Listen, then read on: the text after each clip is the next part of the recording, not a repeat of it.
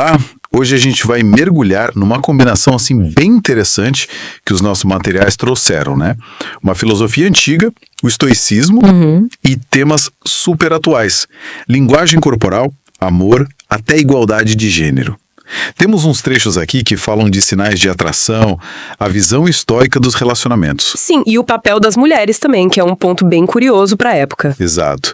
Então a ideia é investigar como o estoicismo, olhando para essas fontes, lida com esses sinais não verbais, com a paixão, com as relações e essa questão da igualdade. Uma análise mais a fundo, né, para buscar clareza. Isso.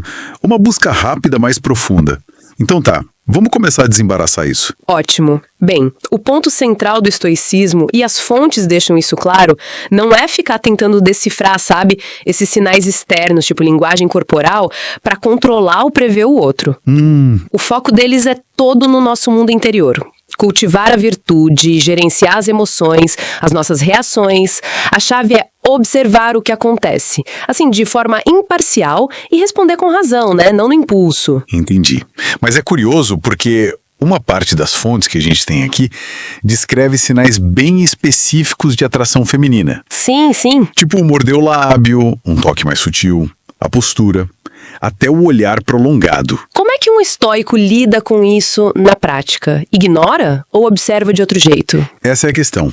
O estoicismo te direciona para longe da reação emocional automática a esses sinais. Ah, tá. Percebe que a própria fonte que lista os sinais, ela também alerta para erros comuns, tipo agir por ansiedade, por carência. Verdade, tem isso lá. Pois é. Isso sugere uma abordagem mais calma, né? Observadora, focada no autodomínio. Isso tá totalmente alinhado com o estoicismo. Reconhecer o sinal, sim, mas escolher uma resposta racional, sem deixar aquilo te bagunçar por dentro. Faz sentido. Não é ignorar, é não ser refém daquilo. Exatamente. Não ser controlado por eles. Ok. Então, se o foco é esse controle interno, essa racionalidade toda, como é que essa filosofia lida com algo tão visceral, né? Tão forte como o amor erótico, o eros, que muitas vezes vem de fora para dentro? Pois é, aqui fica interessante mesmo. A visão estoica sobre o eros, pelo que tá nas fontes, ela é cheia de nuances. Não é uma condenação total, sabe? Mas também não é uma celebração cega. Como assim? O eros pode ser virtuoso. Isso acontece quando ele tá ligado à filia, que é tipo uma amizade profunda, um respeito pelo caráter do outro, que muitas vezes começa pela beleza, sim. Mas ele também pode ser um vício, uma paixão doida, quase uma loucura. Eles chamavam de furor, quando tá desconectado da razão, da virtude. A gente vê isso em Cícero, em Ário Dídimo. Eles viam o bom eros como um esforço para construir essa amizade a partir da beleza. Interessante essa conexão com a amizade baseada no caráter. E tem mais. Musônios Rufus, que os textos citam, ele traz uma visão de parceria que, para a época, era bem avançada. Ah, é? O que ele dizia? Ele falava em comunidade de vida, sabe? Um propósito comum, que ia além de só ter filhos. Companheirismo, amor, constância. E o principal, o foco tinha que ser no caráter dos dois. Nas virtudes estoicas. Isso. Autocontrole, justiça, coragem, sabedoria. Ele argumentava que essas qualidades eram essenciais para uma união sólida de verdade. Olha só, de novo o foco no caráter, no interno, como base para a união. Isso reforça muito a ideia, né? Mas e para quem está solteiro? O estoicismo tem algum conselho baseado nesses materiais? Tem sim. As fontes trazem os conselhos de Epicteto que são muito práticos. Diante da atração, por exemplo, praticar o autocontrole, gerenciar a sexualidade com a razão, cultivar a paciência. Ele usa aquela analogia famosa do banquete, lembra? Lembro. Aceitar o que chega, esperar a sua vez. Exato. Aceite o que vem até você, espere com calma, não fique cobiçando de estar no prato do outro ou o que nem chegou ainda. Traduzindo, evitar a inveja de quem está num relacionamento. E muito importante, não se depreciar por estar só. O seu valor está na sua virtude interna e isso ninguém tira, está sempre ao nosso alcance. Entendi.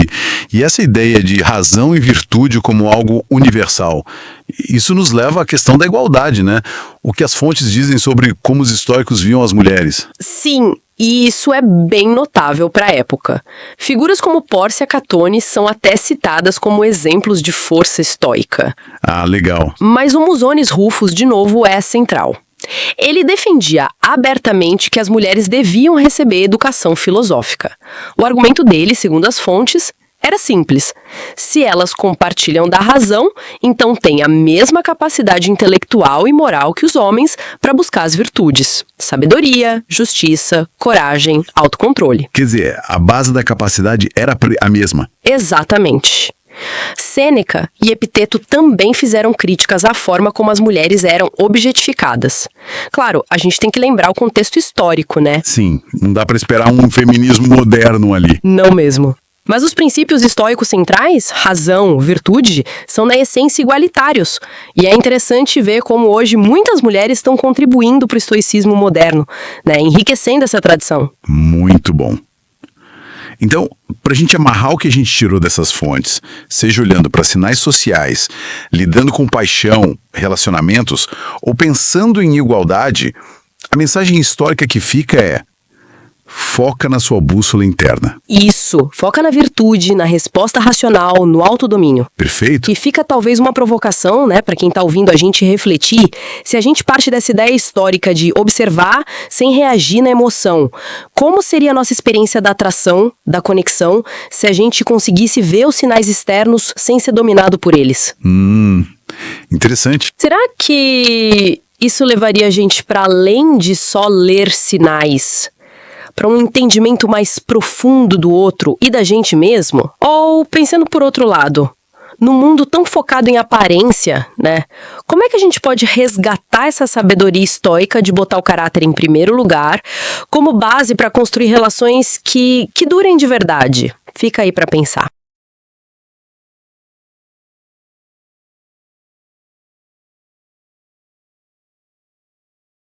Gente, encontro vocês em outro podcast.